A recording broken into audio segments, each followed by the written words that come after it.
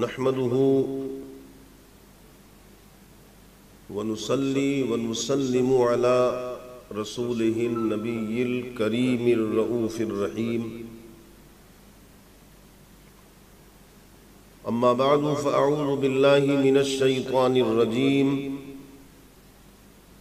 بسم الله الرحمن الرحيم قال الله تبارك وتعالى في القرآن المجيد والفرقان الحميد كما ورد سورة إبراهيم ولا تحسبن الله غافلا عما يعمل الظالمون إنما يؤخرهم ليوم تشخص فيه الأبصار صدق الله العظيم وصدق رسوله النبي الكريم الرؤوف الرحيم إن الله وملائكته يصلون على النبي يا أيها الذين آمنوا صلوا عليه وسلموا تسليما اللهم صل على سيدنا ومولانا محمد وعلى آل سيدنا ومولانا محمد وبارك وسلم صلاة وسلاما عليك يا سيدي يا رسول الله صلى الله تعالى عليك وسلم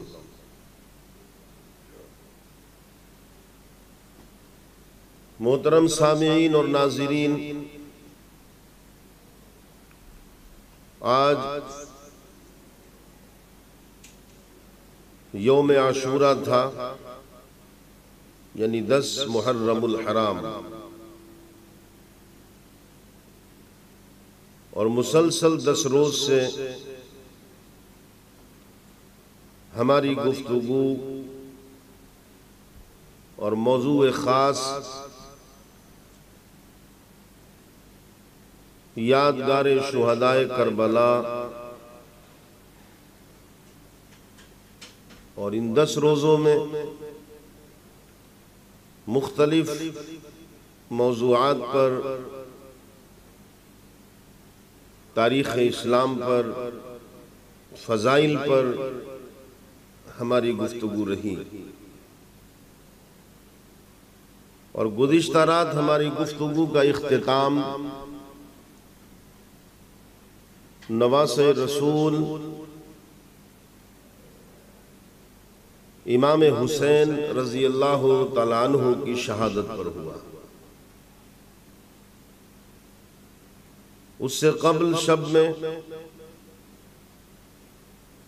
اہل بیت کی شہادت، محبان اہل بیت کی شہادت، الغرض گزشتہ شب میں میدان کربلا میں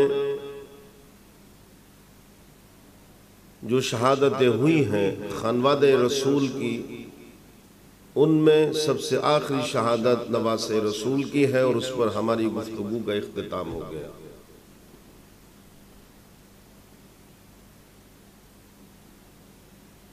عورت، مرد، بوڑھا، جوان، شرق سے غرب تک اور جنوب سے شمال تک، جس نے بھی سنا اس نے سوائے اظہار افسوس کے اور اظہار تعجب کے انگشت بدندہ ہو گیا۔ کس کو شہید کر دیا اور کس نے شہید کر دیا؟ آج کیونکہ ہمارا اختصار کے ساتھ گفتگو کا ارادہ ہے، اور وہ ہے واقعات کربلا کے بعد، یعنی شہدائے کربلا کے بعد پھر کچھ تاریخی واقعات پر ہمیں گفتگو کرنا ہے، اور ہم نے اس آج کی گفتگو کا موضوع رکھا ہے قاتلان حسین کا انجام۔ اور یاد رکھیں اس بات کو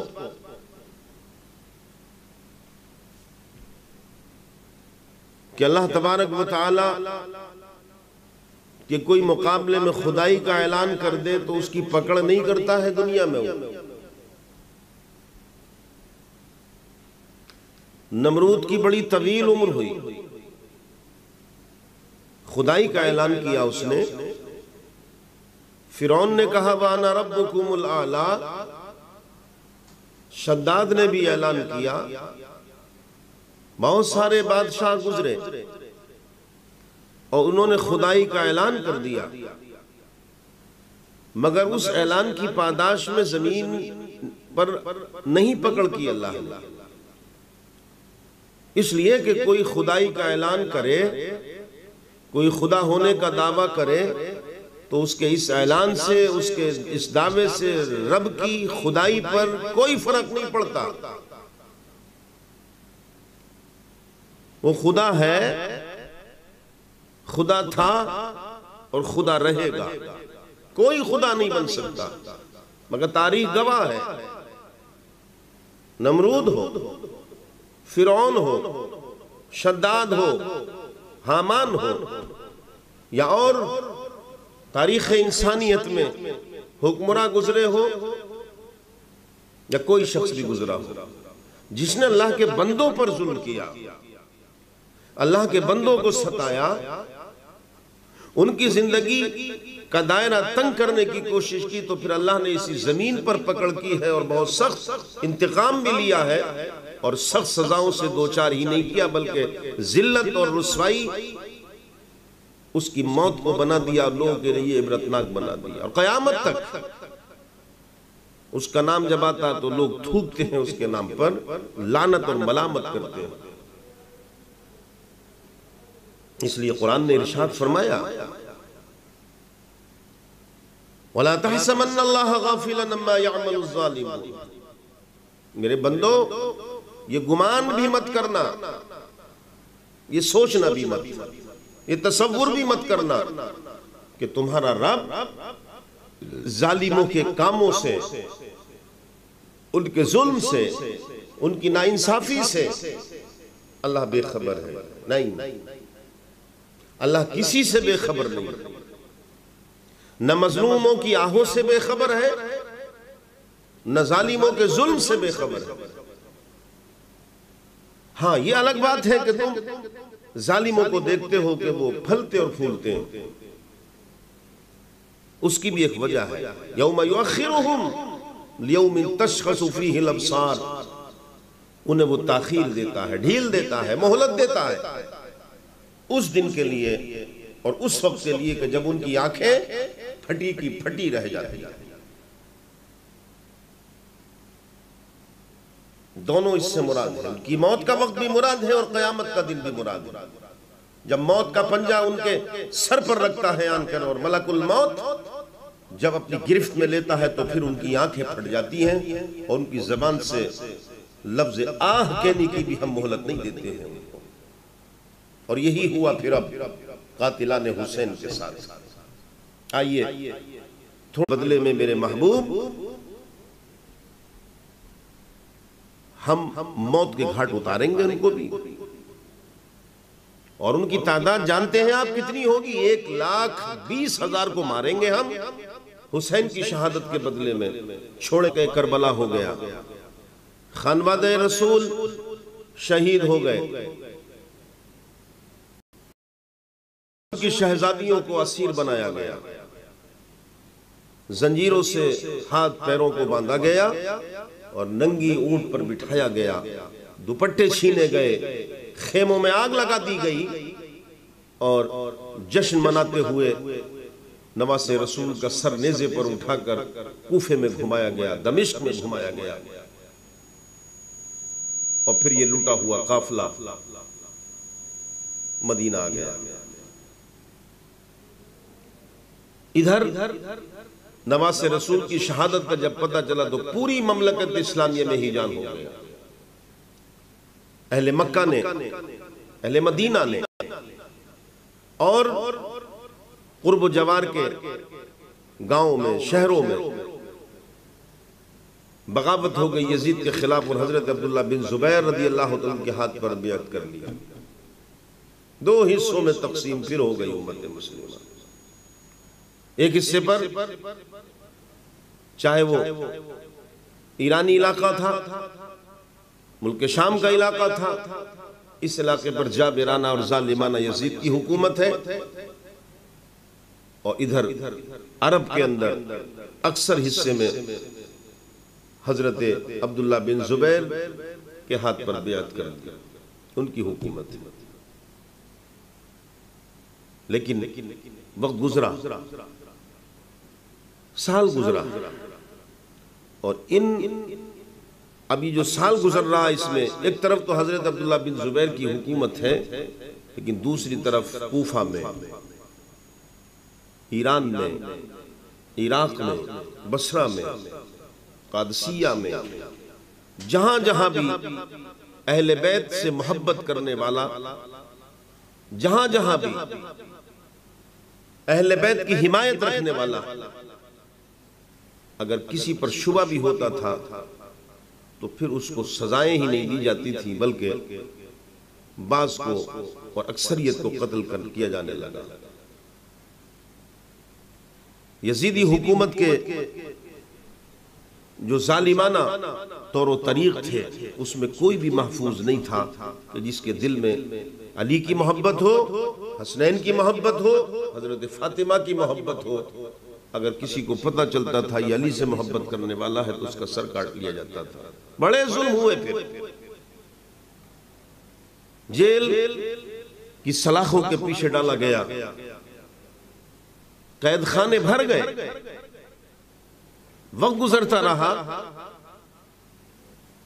62 ہجری گزری، اور 63 ہجری جب آئی ہے تو 63 ہجری کی 27 ذی الحجہ کو، ابھی حج ہوا ہے چند دنوں پہلے، 27 ذی الحجہ کو 30,000 کا لشکر یزید نے حکم دے کر اور مدینے پر چڑھائی کا حکم دے دیا، حملہ کرو مدینے پہ جا کر، 30,000 کا لشکر۔ یہ کوئی قصہ کہانیاں نہیں ہے، حقائق کو نظر انداز نہیں کیا جا سکتا، سچائی پر پردہ نہیں ڈالا جا سکتا۔ گرد و غبار اڑتی ہے، جانوروں کے قافلے جب گزرتے ہیں، اونٹ اور گھوڑوں کی جب دوڑ لگائی جاتی ہے اور دوڑایا جاتا ہے تو گرد و غبار اڑتا ہے، اور اتنا اڑتا ہے کہ سورج کی روشنی کو اور سورج کی شعاؤں کو وہ دھندلا کر دیتا ہے، مگر تھوڑی دیر کے بعد وہ گرد و غبار ہٹ کر سورج ہی رہتا ہے، چاند ہی رہتا ہے۔ حقائق کو نظر انداز نہیں کر سکتے آپ۔ 27 ذی الحجہ کو 30,000 کا لشکر مدینے پر پہنچتا ہے اور مدینے پر حملہ کر دیتا ہے، اور اعلان کر دیا جاتا ہے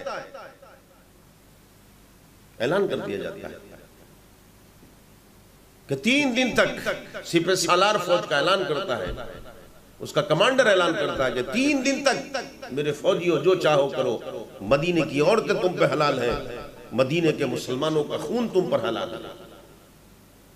اور 3 دن تک ننگا ناچ ناچا گیا مدینے میں، مسجد نبوی میں گھوڑے باندھے گئے۔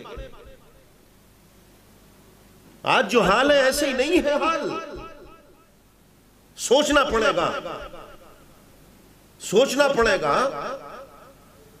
کسے دوست دو گے ہماری بربادی کا، کسے ذمہ دار مانو گے؟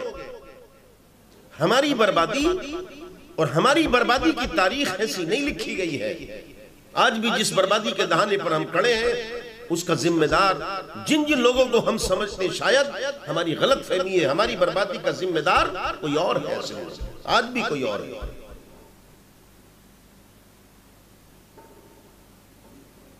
مدینے پر حملہ ہو گیا، مسجد نبوی میں گھوڑے باندھے گئے۔ کون سا مدینہ؟ بخاری پڑھ لیں، مسلم پڑھ لیں، کون سا مدینہ؟ میرے آقا نے فرمایا تھا جب مدینے پہنچے تھے تو، صحیح بخاری میں حدیث موجود ہے، پڑھ لیں آپ، مولا جیسے تو نے مکے کو عظمت والا شہر بنا دیا، حضرت ابراہیم کی دعا سے جیسے مکے میں برکت دے دی تو نے، میرے مالک اب تیرا رسول محمد تجھ سے دعا کرتا ہے کہ مکے سے 3 گنا برکت میرے مدینے میں عطا کر دے۔ وہ مدینہ ہے، فرمایا میرے مدینے کو، میرے مدینے والوں کو جو ڈرائے، عوض میں دمبا آیا تھا قربانی کے لیے جنت سے، اس کے سینگ رکھے ہوئے تھے، وہ بھی جلا دیے گئے۔ منجیخوں سے بڑے بڑے پتھر پھینکے گئے، دیواریں مسمار کر دی۔ کرو سوال، یاد ہوگا آپ لوگوں کو، ابھی 2 برس پہلے کی بات ہے، 2 برس پہلے کی، ایک شخص نے، ایک نوجوان نے طواف کرتے ہوئے، اس کے ہاتھ میں دودھ کی بوٹل تھی، اس کے ہاتھ میں دودھ کی بوٹل تھی، وہ طواف کر رہا تھا، تو اس نے وہ دودھ کعبے کے غلاف پر ڈال دیا تھا، چھڑک دیا تھا۔ کیوں چھڑکا؟ ہو سکتا ہے کوئی عقیدت کی بنیاد پر چھڑک دیا ہو، اس نے دودھ چھڑک دیا تھا۔ دودھ چھڑکا تو اس کو پکڑا وہاں کی پولیس نے، اور اس کو لے جا کر کے چوراہے پر اس کی گردن کاٹ دی گئی، سزائے موت دی گئی اس کو۔ پوچھا کیوں؟ کہا اس نے کعبے کے غلاف پر دودھ ڈالا ہے۔ کعبے کے غلاف پر دودھ ڈالنے والے کی گردن کاٹنے والوں، کعبے کو جو جلانے والے تھے، غلاف کو جو جلانے والے تھے، کعبے کو جو توڑنے والے تھے، ان کے بارے میں کیا خیال ہے تمہارا؟ ان کے بارے میں کیا کہتے ہو تم؟ انہیں تو اپنا آقا، اپنا امام اور اپنا باپ مانتے ہو آپ۔ مکے پر حملہ ہو گیا، لیکن یہاں سے اب شروعات ہو گئی، حد ہو گئی نا۔ مدینے پر حملہ، مکے پر حملہ، تو حد ہو گئی۔ مصطفیٰ کی مسجد کی بے حرمتی، مصطفیٰ کے شہر کی بے حرمتی، اور مصطفیٰ کی جائے ولادت اس شہر کی بے حرمتی، کعبے کی بے حرمتی، ساری حدیں پار کر دی۔ اور جب ساری حدیں پار کی ہیں تو ادھر یہ یزیدی فوج حملہ کر رہی تھی، حضرت عبداللہ بن زبیر دفاع کر رہے تھے، مکے میں جنگ چل رہی۔ اسی 64 میں اچانک ایک گھڑ سوار آتا ہے یزیدی لشکر کی طرف، وہاں کے اس کے کمانڈر سے، اس کے سپہ سالار کے کان میں کچھ کہتا ہے، اور یزیدی فوج بھاگنے لگی۔ پوچھا کیوں بھاگ رہی ہے؟ پتہ چلا یزید مر گیا، 64 میں یزید مر گیا۔ اس کی بیوہ نے مروان سے نکاح کر لیا، بہت شاطر تھا، اسلام کو نقصان پہنچانے میں کا بہت بڑا ذمہ دار ہے یہ مروان، لہذا یہ مروان تخت نشین ہو گیا، یہ بیٹھ گیا تخت پر، اور اس نے اپنی خلافت کا اعلان کر دیا۔ کچھ دنوں، 40 دن یا 45 دن آتا ہے، یزید کا بیٹا بھی رہا، نیک دل تھا، اس نے بنا تو دیا تھا اس کو، مگر وہ پھر اندر جب گیا تو وہ باہر نکل کے نہیں آیا، اس کی موت واقع ہو گئی۔ عبد الملک، مروان بیٹھ گیا۔ جب مروان بیٹھا 64 میں، تو اس نے اپنے بیٹے عبد الملک بن مروان کو اپنا نائب بنا کر اور اپنے بعد خلیفہ بننے کا اعلان کر دیا۔ یزید کی جو بیوی تھی بیوہ، اس نے کہا اچھا، اس نے زہر دے کر کے اس مردود مروان کو بھی مار دیا۔ شروع ہو گیا اللہ کا انتقام، قاتلان حسین سے بدلہ لیا جائے گا، اس زمین پر لیا جائے گا، اور قیامت میں تو بہت سخت سزا ہے۔ وَيَوْمَ الْقِيَامَةِ يُرَدُّونَ إِلَىٰ أَشَدِّ الْعَذَابِ، وہاں تو یہ ہے۔ لہذا جب یہ مروان بن گیا، تو جب مروان مر گیا تو پھر اس کا بیٹا 65 میں عبد الملک بن مروان تخت نشین ہو گیا، اور عبد الملک جب بیٹھا تو اس کا 65 سے لے کر 85 تک اس کا 20 برس کا دور حکومت ہے اس کا۔ لہذا یہ جب تخت نشین ہوا تو پھر 73 ہجری میں، 65 میں یہ بیٹھا، 73 ہجری میں اس نے حجاج بن یوسف ثقفی کو، جو بہت بڑا ظالم اور سفاک تھا، تاریخ اسلام میں بدنما ایک داغ ہے اس کا نام، اس سے گورنر بنا دیا اس نے، اور اس نے پھر مکے پر چڑھائی کری۔ حضرت عبداللہ بن زبیر کی بھی شہادت ہو گئی، ان کو بھی شہید کر دیا، اور اس نے کعبہ بھی ڈھایا، انہوں نے تعمیر نو کی تھی۔ 85 ہجری جب آئی تو اس کا بھی انتقال ہو گیا، عبد الملک کا۔ جب اس کا انتقال ہوا تو 85 میں اس کا بھائی ولید بن عبد الملک بیٹھ گیا تخت پر، اور ولید بن عبد الملک جب بیٹھا تو اس کی حکومت 96 ہجری تک رہی، 85 میں بیٹھا اور 96 تک رہی، 96 تک، اور 96 میں اس کا جب انتقال ہوا تو پھر سلیمان بن عبد الملک بیٹھ گیا، اس کا دوسرا بھائی۔ جب وہ تخت پر بیٹھا تو 99 ہجری آ گئی، اور 99 ہجری تک ان حکمرانوں نے، ان آل امیہ کے خلیفاؤں نے، انہوں نے جو بربریت برسائی اور تاریخ اسلام کو جس طریقے سے لے کر یہ چلے، تو اسلام جس کو کہا جائے کہ نیم جاں ہو گیا تھا، اتنا کمزور تھا، سارا نظام اپنے پیروں کے تلے رون ڈالا۔ 100 برس میں 99 ہجری ہے، 99 ہجری، آقا علیہ السلام کے 10-11 برس نکال دیں آپ اور سمجھ لیجئے کوئی 90 برس کے زمانے میں اسلام کو وہاں پہنچا دیا انہوں نے کہ اللہ کو رحم آیا پھر۔ اور جو آقا نے جو فرمایا تھا کہ نبوت کا دروازہ بند، نبی کوئی نہیں آ سکتا مگر ہر صدی میں میرے غلاموں، ہر صدی میں میرا ایک غلام ایسا اللہ انتخاب کرے گا اس کا جو میرے دین کے اندر خرابی پیدا کر دیں گے اس کی تجدید کرے گا، مجدد آئے گا۔ پہلا مجدد آ گیا دین اسلام کا، پہلا مجدد، اور ان کا نام ہے حضرت عمر بن عبدالعزیز رضی اللہ تعالیٰ عنہ، جن کو ہمارے اکابرین نے ان کو بھی خلفائے راشدین میں شمار کیا ہے، 5واں خلیفہ مانا ہے۔ یہ پہلا مجدد اسلام میں آ گیا۔ انہوں نے جو پھر خلافت سنبھالی ہے تو پھر اسی منہاج پر لانے کی کوشش کی اور جد و جہد کی، اور لائے کسی حد تک۔ جانتے ہیں آپ، میں تھوڑا سا ان کا ذکر کر دوں کہ کون ہے یہ عمر بن عبدالعزیز۔ فاروق اعظم کا زمانہ تھا خلافت کا، تو آپ گشت کرا کرتے تھے، آپ کی عادت تھی، رات کو مدینے میں گھوما کرتے تھے، کیا حال ہے، کیا پوزیشن ہے۔ آپ صبح کا وقت تھا، سحر کا وقت، آپ گزر رہے تھے راستے سے، تو ایک گھر تھا، اس میں سے 2 عورتوں کی آواز آ رہی تھی۔ آپ رکے اور آپ نے کان لگا کر سننا شروع کیا۔ اس لیے سنتے تھے آپ چلتے چلتے، کوئی بھوک سے تو نہیں تڑپ کرا رہا ہے، کوئی بیمار تو نہیں ہے، کسی کو درد نہیں ہے، کسی کے تکلیف تو نہیں ہے، تو آپ کسی گھر پہ شک ہوتا تھا وہاں سنتے تھے کہ کہیں پریشان تو نہیں ہے اس میں 2 ماں بیٹیوں کی آواز آ رہی تھی۔ آپ رکے، جب آپ نے قریب پہنچ کر کان لگا کے سنا تو ماں کہہ رہی تھی، بیٹی ایک کام کر لیے، دودھ میں پانی ملا دے۔ اب دودھ ہے اپنے پاس، یہ دودھ دعا ہے۔ پہلے زمانے میں اندھیرے میں بھینسیں یا گائیں یا بکریاں دھلا کرتی تھیں، تو اس وقت دودھ ہی ہوگی۔ تو ماں نے کہا بیٹی اس میں پانی ملا دے، تو اس نے کہا ماں، امیر المومنین نے سختی کے ساتھ منع کیا ہے کہ پانی نہیں ملایا جائے گا، اللہ کے حکم کے خلاف ہے۔ تو ماں نے کہا بیٹی رات کا اندھیرا ہے، امیر المومنین دیکھ تھوڑی رہے۔ تو اس ماں نے کہا ماں اگر امیر المومنین نہیں دیکھ رہے تو اللہ تو دیکھ رہا ہے۔ یہ آپ نے سنا، اس گھر پہ نشان مار کے چلے آیا۔ صبح ہوئی، بلایا آپ نے اپنے غلام کو، کہا دیکھ وہ فلاں گھر ہے، میں ایک نشان مار کر آیا تھا، پہچان لینا۔ وہاں جو عورت رہتی ہے، اگر مرد ہو تو مرد کو لانا بلا کے، اور اگر مرد نہیں ہو تو وہ جو اس عمر دراز جو عورت ہے اس گھر میں، ان سے کہنا امیر المومنین نے بلایا ہے۔ وہ غلام آپ کا گیا، اس نے دستک دی، گھر میں پوچھا کون ہے، پتہ چلا کہ باپ نہیں ہے، خالی بیٹی اور وہ ماں ہے۔ تو اس نے کہا کہ تمہیں امیر المومنین بلا رہے ہیں۔ وہ عورت گھبرا گئی، ظاہر بات ہے امیر المومنین نے طلب کیا تو وہ تو اس کے تو جس کو کہا جائے پسینہ آ گیا اس کا، لیکن گئی وہ حکم تھا۔ امیر المومنین کے پاس پہنچی، آپ نے عزت کے ساتھ بٹھالا اور آپ نے اس سے کہا کہ وہ جو رات آپ بات کر رہی تھی صبح، وہ کون ہے، وہ بچی کون ہے؟ وہ اور گھبرا گئی۔ آپ نے اس کا تو ذکر خیر نہیں کیا، لیکن اس نے کہا میری بیٹی ہے وہ۔ کہا اچھا، کہا اس کا نکاح کر دیا آپ نے؟ کہا نکاح تو ابھی نہیں کیا ہے، میں غریب ہوں، حالات بھی نہیں ہے، شوہر بھی میرے ہیں نہیں، ہم دونوں ماں بیٹی ہیں، لیکن کوئی ایسا ملے گھرانہ۔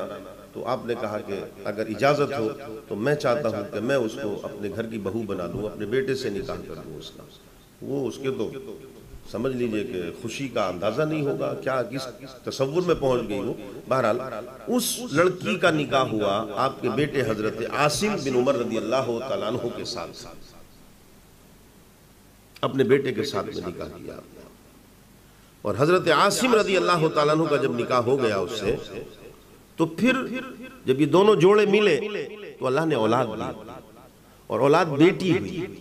جب بیٹی ہوئی تو اس کا نام رکھا ام عاصم، اس کا نام رکھا ام عاصم۔ تو حضرت عمر کی کون ہوئی؟ پوتی۔ تو حضرت عمر رضی اللہ تعالیٰ عنہ کی وہ پوتی ہوئی ام عاصم۔ ان ام عاصم کے بیٹے ہیں عمر بن عبدالعزیز، آپ کی پوتی کے بیٹے ہیں، یہ ہے عمر بن عبدالعزیز۔ لہذا انہوں نے پھر تجدید دین کیا اور ان برائیوں کو جڑ سے اکھاڑ کے پھینکنے کی کوشش کی۔ اس وقت کے حالات کیا تھے میں نہیں بتا سکتا آپ کو، میں نہیں بتا سکتا۔ ان کو سمجھنے کے لیے بھی ان کو ہضم کرنے کے لیے بھی بہت ہمت چاہیے. یاد رکھیں اگر میں نے بہت ساری چیزیں بتانا شروع کر دی تو پھر آپ ان کو ہضم نہیں کر پائیں گے اور پھر سوال جنم لے لیں گے اور ان سوالوں کا جواب جب آپ کو نہیں ملے گا تو نہ جانے پھر کون سے راستے پر کھڑے ہو جائیں جا کر کے. بس اتنا سمجھ لیجیے اس وقت کے جو حالات تھے بہت خراب حالات تھے. آپ نے ان کو ختم کیا, ان کی تجدید کی, اور دین کے اندر جتنی برائیاں اور دین کو جن لوگوں نے اپنے گھر کی جاگیر سمجھ رکھا تھا پھر ان کے جابڑوں میں ہاتھ ڈال کر کے پھر وہ چیزیں نکالی اور ان کو پھر مجبور کیا کہ عمل کرو گے تو دین اسلام پر عمل کرو گے. مگر آپ کے خلاف بھی سازشیں ہوئی اور زیادہ وقت آپ کو نہ مل سکا, 2 برس ملے, لہذا 101 ہجری میں آپ کو بھی زہر دے کر کے شہید کر دیا گیا. اور آپ کی شہادت کے بعد 101 میں پھر ہشام بن عبد الملک بیٹھ گیا. ہشام بن عبد الملک, سلیمان بن عبد الملک کے بعد آپ بیٹھے. وہ 96 میں سلیمان بن عبد الملک بیٹھا اور 99 تک رہا. آپ 99 میں خلیفہ بنے تو 101 تک رہے اور 101 میں ہشام بن عبد الملک جب بیٹھا اس نے پھر وہی تاریخ دہرا دی, پھر وہی تاریخ دہرا دی اور اہل بیت سے اس کا عناد اور بغض پھر سامنے آ گیا. اور اس کی ایک ہی مثال دے دوں میں آپ کو, بس ایک ہی واقعہ بتا دوں کہ ہشام بن عبد الملک اس نے پھر اہل بیت سے جو بغض, جو عناد, جو دشمنی اس کے سینے میں جو ایک جوالا مکھی تھا جو پل رہا تھا وہ پھر سامنے آیا اور اس انداز میں سامنے آ گیا کہ حضرت امام حسین رضی اللہ تعالیٰ عنہ, ان کے صاحبزادے جو میدان کربلا میں علیل تھے اور زیادہ بیمار تھے, جن کا اصلی نام علی اوسط ہے, جن کا اصلی نام علی اوسط ہے اور ان کا لقب زین العابدین ہے. ان کے بیٹے ہیں ایک حضرت زید بن علی رضی اللہ تعالی عنہ, رضی اللہ تعالیٰ عنہما. ان کے یعنی حضرت امام زین العابدین کے بیٹے ہیں حضرت زید جو حضرت امام حسین کے پوتے ہوئے. انہوں نے ہشام بن عبد الملک کی اصلاح کے لیے آگے بڑھے اور کہا دیکھ ابھی عمر بن عبدالعزیز کا وصال ہوا ہے, انہوں نے پیغام دیا اور برائیوں کو ختم کیا ہے خدا کے لیے, اب ان برائیوں کی طرف اعادہ مت کرو, اللہ اس کے رسول کی فرما برداری کرو. راس نہیں آئی اسے اہل بیت کی نصیحت, راس نہیں آئی. اس ہشام بن عبد الملک نے حضرت زید بن علی اوسط کو شہید کرایا اور شہید ہی نہیں کرایا, ان کی لاش کو دمشق میں لٹکوا دیا اور 2.5 برس تک لاش لٹکی رہی, 2.5 برس تک. بتانا پڑے گا ہمیں, آج وقت آیا ہے بتانا پڑے گا امت کو. اگر نہیں بتائیں گے تو اندھیرے میں رہے گی امت, پہچان نہیں سکے گی امت. کون ہے ہماری بربادی کا ذمہ دار اور آج بھی کون ہے جو ہمیں بربادی کے دہانے پر لے جا کر کے کھڑا کرنا چاہتا ہے, آج بھی کون ہے بتانا پڑے گا. اب اس وقت کو چھوڑو کہ نہیں پردہ ڈالو ان باتوں پر, نہیں پردہ نہیں پڑے گا, کھلیں گی سامنے آئیں گی کھل کے. اگر سامنے نہیں آئیں گی تو پھر ہمارا برا حال ہوگا. 2.5 برس تک لاش کو لٹکائے رکھا ہشام بن عبد الملک. مہاراج ہشام بن عبد الملک کے بعد یہ سمجھ لیجئے کہ 132 ہجری جب آئی ہے تو 132 ہجری میں خاندان امیہ کی حکومت کا خاتمہ ہو گیا. خاندان امیہ کی حکومت کا خاتمہ ہو گیا. یہ تو تاریخی واقعات تھے جو میں نے 100 سال کے اور خاندان آل امیہ کی حکومت جو ہے اس کے بتایا آپ کو. اس درمیان میں بتانا چاہتا ہوں آپ کو کہ جب 66 ہجری آئی تھی, کون سی کتنی ہجری؟ 66 ہجری. جب 66 ہجری آئی تو مختار عبید ثقفی آزاد ہوا تھا. وہ مختار عبید ثقفی کہ جس کے گھر میں امام زین العابدین رکے تھے جا کر کے اور آپ کے روکنے کے جرم اور پاداش میں ابن زیاد نے جیل میں ڈال دیا تھا. تو 61 ہجری میں یہ واقعہ ہوا اور 66 ہجری میں اس کی آزادی ہوئی. جب وہ باہر آیا نکل کے جیل سے تو پھر اس نے اہل کوفہ کو جمع کر کے للکارا اور اس نے کہا کہ شرم آنی چاہیے, نواز رسول کو بلا کر شہید کرا دیا, بچے کو کٹوا دیا تم نے. اس نے جب للکارا ہے تو پھر یہ سارے اہل کوفہ جمع ہوا اور جمع ہو کر کے یہ کربلا میں آئے اور کربلا میں آن کر انہوں نے توبہ کی کیا کی؟ توبہ، 66 ہجری میں. اور توبہ جب کی تو اس تحریک کا نام رکھا گیا توابین، توبہ کرنے والے. اس تحریک کا نام توابین رکھا گیا 66 ہجری میں.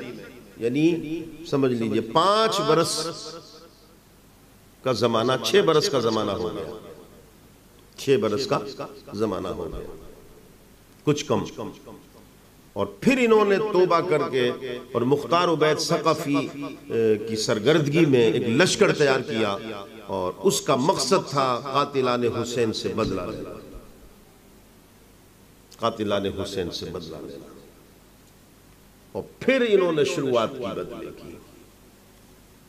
اور پھر کوفے میں مختار عبید ثقفی نے اپنی حکومت قائم کر لی، یزیدی حکومت کا خاتمہ ہو گیا وہاں سے، جو یزیدی ذہن تھے، اور اپنی حکومت قائم کر کے پھر جو اس نے قاتلان حسین کو پکڑ کر جو قتل عام کیا ہے ان کا، وہ سمجھ لیجئے کہ جو اللہ کا وعدہ تھا وہ پورا ہوا. اور تقریباً 1.5 لاکھ لوگ مارے گئے مختار عبید ثقفی نے اور اس کے لشکر نے مارے. چاہے وہ شمر ہو،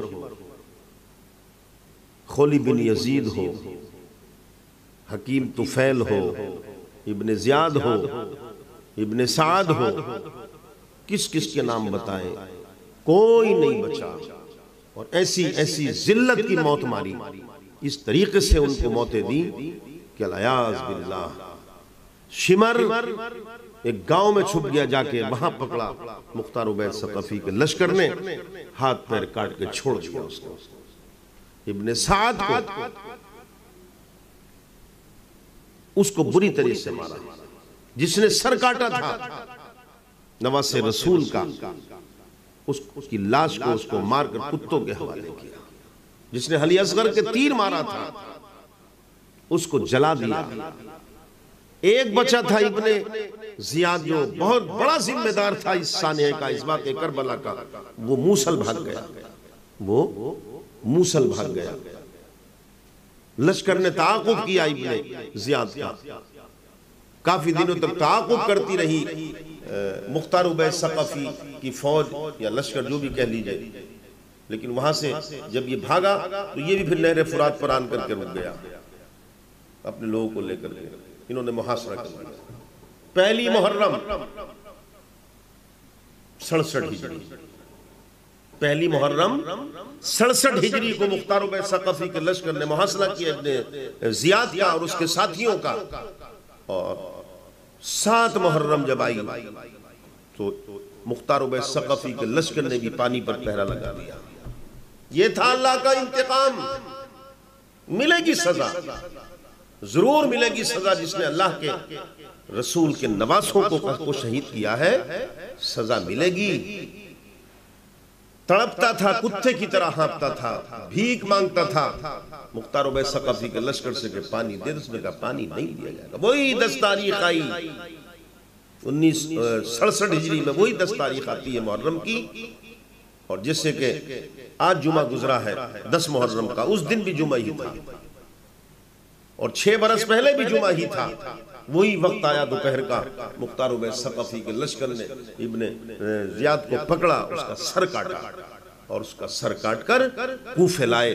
اور پھر سینکڑوں مختار عبید ثقفی کے لشکر کے لوگوں نے ابن زیاد کے سر کی فٹ بال کھیلی، ادھر سے ادھر پھینکا، ادھر سے ادھر پھینکا. ایک ایک کر کے ختم کیا اللہ، ایک ایک کر کے ختم کر دیا. یہ تھا اللہ کا انتقام. اور اللہ نے زمین پر بھی کسی کو نہیں چھوڑا. اور قیامت کے دن تو میں نے بتایا آپ کو بہت سخت عذاب ہے، بہت سخت عذاب ہے.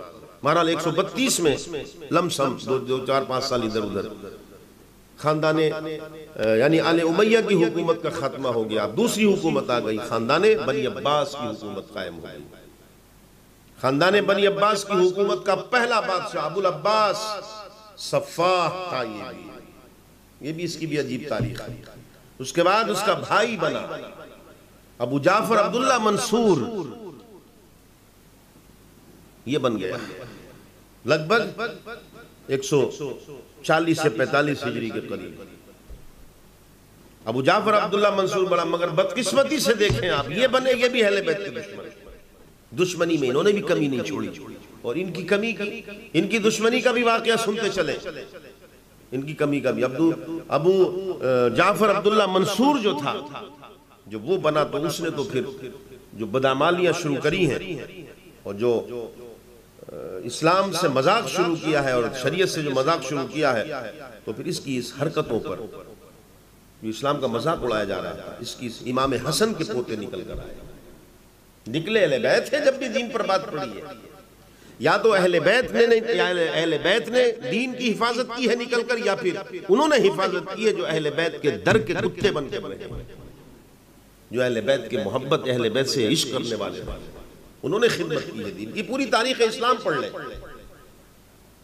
تو امام حسن کے پوتے آئے نکل کر، ایک محمد المہدی اور ایک محمد ابراہیم، یہ دونوں بھائی آئے نکل کر، اور انہوں نے ابو جعفر عبداللہ منصور سے کہا کہ دیکھ، دین کا احترام کر، تجھے اگر یہ حکومت بھی ملی ہے تو صرف دین کے صدقے میں ملی ہے، اس لیے کہ تو کلمہ پڑھتا ہے اس لیے ملی ہے، اور دین کس نے دیا ہے؟ مصطفیٰ نے دیا ہے، اور ہم مصطفیٰ کے گھر والے ہیں، ان کی اولاد ہیں، ہماری ذمہ داری بنتی ہے تیری اصلاح کریں۔ لیکن اس بدبخت نے بھی کیا کیا کہ وارنٹ جاری کر دیا دونوں بھائیوں کے خلاف، پولیس کو لگا دیا لاؤ پکڑ کے، اور پولیس نے محمد المہدی اور محمد ابراہیم جو امام حسن کے پوتے ہیں ان کو گرفتار کیا، اور اس مردود نے ان کو بھی شہید کرا دیا، اور ان کی لاشوں پر گھوڑے کے ٹاپوں سے اس لاشوں کی بے حرمتی کرائی۔ اس کے اس عمل پر امام اعظم کو تکلیف ہوئی، امام اعظم کا زمانہ ہے، انہوں نے کہا ظالم کیا کر دیا تو نے، کسے شہید کر دیا، پھر واقعہ کربلا دہرا دیا تو نے۔ انہوں نے جب نصیحتاً اس کو تنبیہ کی تو ان کے خلاف وارنٹ جاری کر دیا، وہ کوفہ سے مکہ آئے اور 6 برس تک مکہ میں رہے۔ مت کہو یہ کہ خاموشی اختیار کی ہے امام اعظم نے، اس وقت کے جو حالات تھے ہمارا تصور نہیں جا سکتا۔ یہ مت سوچنا کہ امام اعظم نے یزید کی تعریف کی ہے، یہ مت سوچنا کہ یزید کی تعریف کی ہے، غلط فہمی کا شکار مت بن جانا۔ امام اعظم نے یزید کو کہ خاموشی اختیار کر گئے، ارے اس وقت جانتے ہیں آپ حالات کیا تھے؟ امام حسن بصری جیسی ذات جو دربان رہے ہوش سنبھالنے کے بعد مولا علی کے دروازے کے، وہ کہتے تھے کہ جو میں حدیث بیان کر رہا ہوں، ان سے کسی نے پوچھا آپ یہ حدیث جو بیان کر رہے ہیں اس کا راوی کون ہے؟ ایک شخص نکلا ہوا جا رہا تھا، جب وہ چلا گیا تب بتایا ذرا میں بتاؤں راوی کون ہے، اس کے راوی علی ہے۔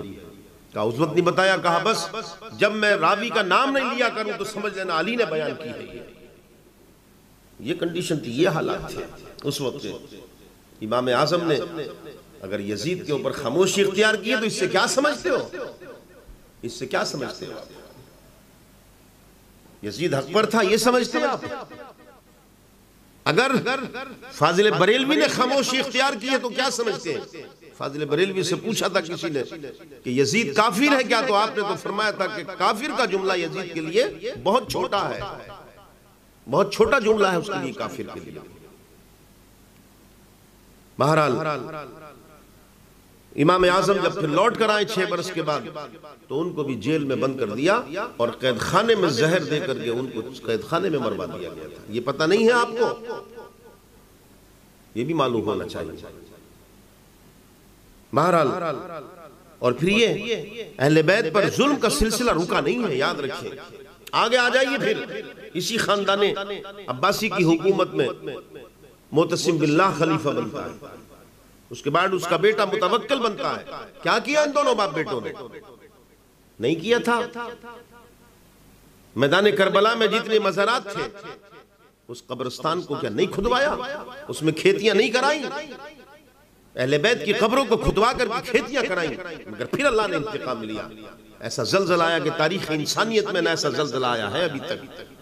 اور وہ متوکل جو بیٹا تھا معتصم کا، اس کو ایسی بیماری میں اللہ نے لاحق کیا کہ اس کا پورا جسم پتھر سے بھی زیادہ سخت ہو گیا، پتھر سے بھی زیادہ سخت تھا، اور اسی حالت میں لگا۔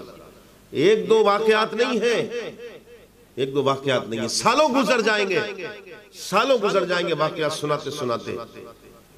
بہرحال یاد رکھیں کہ وقت گزرتا رہا، 500 ہجری آ گئی، اور 500 ہجری جب آئی ہے، اور 500 ہجری کی جب شروعات ہوئی اور وقت گزرتا رہا، اور 500 ہجری میں بھی جب وقت گزر گیا کافی، تو دین کا اس وقت یہ حال ہو گیا تھا دین کا کہ ایک 25 برس کا کڑیل جوان، 25 برس کا کڑیل جوان ہے، اور وہ جا رہا تھا نکلا ہوا دریا کے کنارے، دیکھا کوئی لاش پڑی ہے۔ اس سے قریب جب پہنچا تو دیکھا ایک ضعیف العمر ہے، جسم پر کھال اور ہڈیوں کے علاوہ گوشت کا نام و نشان نہیں ہے۔ قریب پہنچا، دل پر ہاتھ رکھا سینے پر، لیکن حرکت محسوس نہیں ہوئی۔ وہ نوجوان بیٹھا، اس کو اپنی آغوش میں لیا، پھر اپنا کان لگایا، دیکھا تو کچھ حرکت محسوس تھی۔ منہ پر چھینٹا مارا، اس ضعیف العمر نے دھیرے دھیرے آنکھیں کھولی، پوچھا بابا کون ہو تم، کہاں سے آئے ہو؟ نوجوان نے جب پوچھا تو اس بوڑھے بابا نے لڑکھڑاتی ہوئی زبان سے کچھ کہنا چاہا۔ نوجوان نے کہا بابا بولو کون ہو، کہاں سے آئے ہو؟ تب اس نے کہا تھا کہ عبد القادر تو نے پہچانا نہیں، میں تیرے نانا جان کا لائے ہوا دین اسلام ہوں۔ یہ حال ہو گیا تھا دین اسلام کا۔ اللہ نے انتخاب کیا اپنے ایک بندے کا، ایک ولی کامل کا، جس کو پوری دنیا غوث العظم کے نام سے جانتی ہے، غوث العظم کے نام سے جانتی ہے۔ کلیجہ پھٹتا ہے ان لوگوں کا جب غوث العظم کا نام لے لو، اہل بیت کا نام لے لو، لیکن پوچھو ان سے کہ جو دین ملا ہے تمہیں کس سے ملا ہے؟ اللہ نے عراق ہو، ایران ہو، جزیرہ نما عرب ہو، ملک شام ہو، وہاں دین کا احیاء اپنے بندے سیدنا شیخ عبد القادر جیلانی، محبوب سبحانی، غوث سمدانی رحمت اللہ تعالی علیہ سے کرایا۔ اور یہ بر صغیر کا ایک بہت بڑا حصہ، کشمیر سے لے کر کنیا کماری تک اور کابل کی سرحدوں تک، یہ حصہ بھی وہ تھا کہ اسلام آیا تو تھا یہاں۔ کئی بار بہت عظیم شخصیتیں بھی یہاں پر آئیں، مگر اسلام پھلا اور پھولا نہیں۔ یہاں کے لیے بھی انتخاب کیا اور وہاں کے لیے انتخاب کیا، تب بھی مصطفیٰ کے گھرانے والے کا انتخاب کیا، اور سرزمین ہند کا انتخاب کیا، تب بھی مصطفیٰ کے خانوادوں میں سے کیا۔ وہاں سیدنا شیخ عبد القادر جیلانی کے ذمے اللہ نے یہ کام سونپا، اور ان سے ذمہ داری نبھائی اور ان سے یہ کام لیا، اور سرزمین ہند کے لیے اللہ رب العزت نے جو انتخاب کیا وہ معین الدین کا کیا، جس کو پوری دنیا خواجہ غریب نواز کے نام سے جانتی ہے، جنہوں نے آن کے دین اسلام کی اشاعت کی، اور کشمیر سے لے کر کنیا کماری اور کابل کی سرحدوں تک جو در و دیوار کو ایمان کے نور سے منور کیا اور مجلہ کیا، یہ سلطان الہند کی ذات ہے، ان کے خلفاء کی ذات ہے، خواجہ قطب الدین بختیار کاکی کی ذات ہے، بابا فرید الدین گنج شکر کی ذات ہے، نظام الدین محبوب الہی نے کیا، صابر کلیری نے کیا، بندہ نواز گیسو دراز نے کیا، نصیر الدین چراغ دہلوی نے کیا۔ انہوں نے سب نے مل کر اپنی اپنی جگہ پر صوفی حمید الدین ناگوری نے کیا، انہوں نے سب نے مل کر مصطفیٰ کے دین کی اشاعت کی اور مصطفیٰ کے دین کو لوگوں تک پہنچایا، جو آج ہم تک دین اسلام ہے۔ بہرحال یہ تھی تاریخ اسلام کا ایک چند اہم واقعات جو میں نے اختصار کے ساتھ آپ کے سامنے رکھے۔ واقع کربلا ہو گیا، مگر اللہ نے ان سے بھی انتقام لیا۔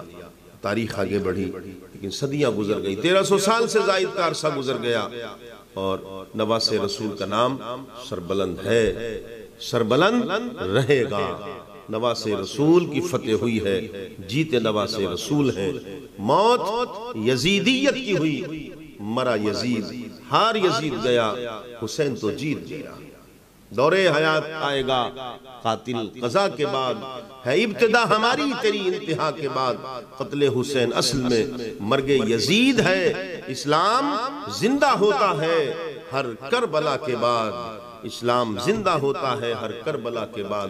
اسلام کی جو آبیاری اپنے خون دے کر، اور اسلام کی جو سینچائی اپنا خون دے کر نواس رسول نے 1300 برس پہلے کی تھی، یہ اسی کا صدقہ ہے جو آج دین اسلام ہم تک ہے۔ ہماری ذمہ داری بنتی ہے ہم شکریہ ادا کریں نواس رسول کا، احسان مانیں اہل بیت کا، محبت کریں اہل بیت سے، ادب کریں اہل بیت سے، یزیدیت سے، منافقت سے دوری اختیار کریں اور پہچانیں اپنے آپ کو، یاد رکھیں حسینی بن جائیں، تباہی و بربادی سب ختم ہو جائے گی۔ حسینی بنے، مصطفیٰ کے گھرانے سے محبت کرنے والے بنے۔ اگر یزیدیت ہمارے اوپر غالب رہی یا ہمارے دل کے کسی بھی گوشے میں یزیدیت کو جگہ ملی تو ہم کچھ بھی کر لیں کامیاب نہیں ہو سکتے۔ ذلت اور رسوائی ہمارے دامن سے وابستہ رہے گی۔ عزت چاہتے ہیں، شہرت چاہتے ہیں، وقار چاہتے ہیں، امامت چاہتے ہیں تو اس کا واحد راستہ یہ ہے کہ اہل بیت کا دامن پکڑ لیں۔ میرے آقا نے فرمایا تھا دو چیزیں چھوڑ رہا ہوں، قرآن ہے اور میرے اہل بیت ہیں، قرآن ہے اور میرے اہل بیت ہیں۔ اللہ رب العزت سے دعا کریں پروردگار عالم ہمیں اہل بیت سے محبت کرنے والا بنا کر کے رکھے اور محبت ہی کریں، اسی پر ہمارا خاتمہ فرمائے۔ پھر اعلان سن لیں تمام سامعین اور ناظرین، آپ کا جو یہ وقت آپ نے 10 11 دن کا دیا ہے، سب سے پہلے تو اللہ کا شکریہ ادا کریں۔ آپ کا کوئی کمال نہیں ہے، آپ کا کوئی کمال نہیں ہے، کمال یہ آپ کی تقدیر کا ہے، آپ کی قسمت کا ہے جو اللہ نے بنائی ہے۔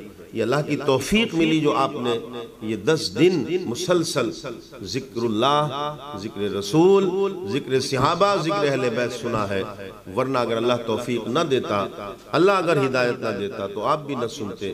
یہ اپنی قسمت پر نازا ہوں، اللہ کا شکریہ ادا کریں کہ اللہ نے توفیق عطا فرمائی۔ اور پھر اعلان سن لیں کہ کل انشاءاللہ پروگرام نہیں ہوگا۔ میں نے اعلان کیا تھا 2 دن کا، لیکن آج ہی بات میں نے پوری کر دی۔ کل پروگرام نہیں ہوگا اور پرسوں سے انشاءاللہ یعنی اتوار سنڈے کے دن سے نماز عشاء کے بعد 8:20 پر 8:20 انشاءاللہ سے ہم درس قرآن شروع کریں گے اور بس 25 سے 30 منٹ کا رہے گا۔ آپ حضرات سے گزارش ہے اور زیادہ سے زیادہ مؤدبانہ التماس ہے کہ آپ وقت مقررہ پر 25 منٹ یا آدھا گھنٹہ 24 گھنٹے میں اللہ کے لیے نکالیں اور 8:20 سے انشاءاللہ آن لائن پروگرام شروع ہو جائے گا اور درس قرآن اور قرآن سنیں اور قرآن کی برکتوں سے، قرآن کے فیض سے اپنے دلوں کو منور اور مجلہ کریں اور اپنے گھروں میں خیر و برکت کا سبب بنیں۔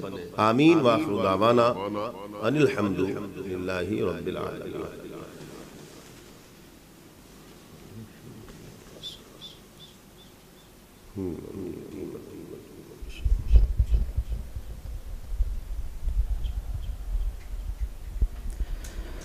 میرے حسین تمہیں سلام، میرے حسین تمہیں سلام، السلام یا حسین، السلام یا حسین، السلام یا حسین۔ کر لیا نوش جس نے شہادت کا جام، اس حسین ابن حیدر پہ لاکھوں سلام۔ میرے حسین تمہیں سلام، میرے حسین تمہیں سلام، السلام یا حسین، السلام یا حسین، السلام یا حسین۔ جن کو دھوکے سے کوفے بلایا گیا، جن کو دھوکے سے کوفے بلایا گیا، جن کو بیٹھے بٹھائے ستایا گیا، جن کو بیٹھے بٹھائے ستایا گیا، جن کے بچوں کو پیاسا رلایا گیا، جن کے بچوں کو پیاسا رلایا گیا، جن کی گردن پہ خنجر چلایا گیا، اس حسین ابن حیدر پہ لاکھوں سلام۔ میرے حسین تمہیں سلام،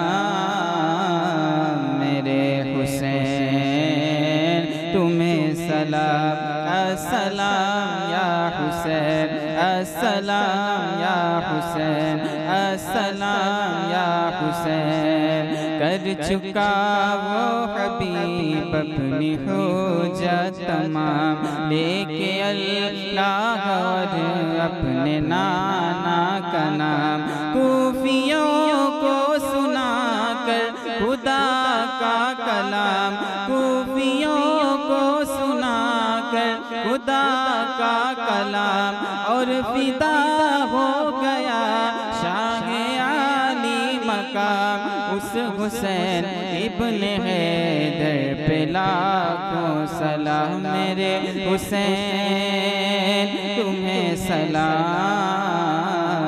میرے حسین تمہیں سلام السلام یا حسین السلام یا حسین السلام یا حسین یا نبی سلام علیکہ یا رسول سلام علیکہ یا حبیب سلام علیکہ صلوات اللہ علیکہ اللهم صل على سيدنا ونبينا ومولانا محمد وعلى آل سيدنا ومولانا محمد وبارك وسلم صلاة وسلاما عليك يا سيدي يا رسول الله صلى الله عليه وسلم پروردگار عالم یہ 10 روزہ جو ہم نے گفتگو کی ہے میرے مولا اپنی بارگاہ میں قبول فرما الہ العالمین جو ہم نے کہا ہے جو سنا ہے اگر عمدن سہون کوئی غلطی ہو گئی ہو تو اپنے رحم و کرم سے معاف فرما دے پروردگار عالم یہ نیا سال شروع ہو چکا ہے اور آج 10 محرم الحرام تھا یعنی یوم عاشورہ تھا مبارک ہمارے لیے اس سال کو باعث برکت باعث رحمت باعث ترقی باعث سکون اور دین اور دنیا دونوں ترقی کا باعث بنا دینا الہ العالمین ہر مصیبت ہر بلا ہر آفت سے محفوظ رکھنا تمام اہل ایمان کی جان کی مال کی آبرو کی حفاظت فرما سب کے گھروں میں خیر و برکت سب کے ایمان میں خیر و برکت سب کے عمل میں خیر و برکت عطا فرما پروردگار عالم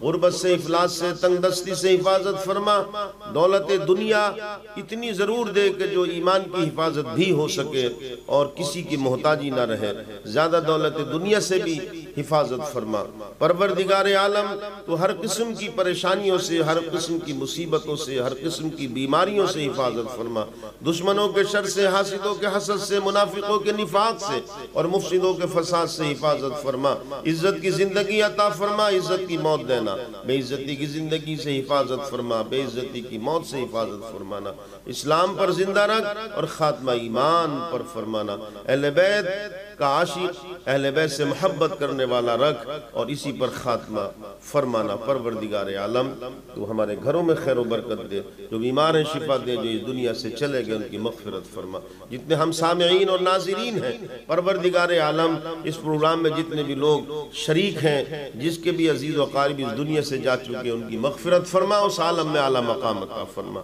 پروردگار عالم سب کو کسی کے گھر کے اندر کوئی بیمار ہے تو شفا عطا فرما کاروباری اعتبار سے پریشانی ہے تو چین اور سکون اور ترقی عطا فرما اے پروردگار عالم تو ہم سب کو ایک اور نیک بنا دے ہم سب کو ایک اور نیک بنا صلی اللہ تعالی خیر خلقہ ونور عرشہ محمد وآلہ وآصحابہ اجمعین برحمتک یا ارحم الراحمین بحق لا الہ الا اللہ محمد رسول اللہ صلی اللہ علیہ وسلم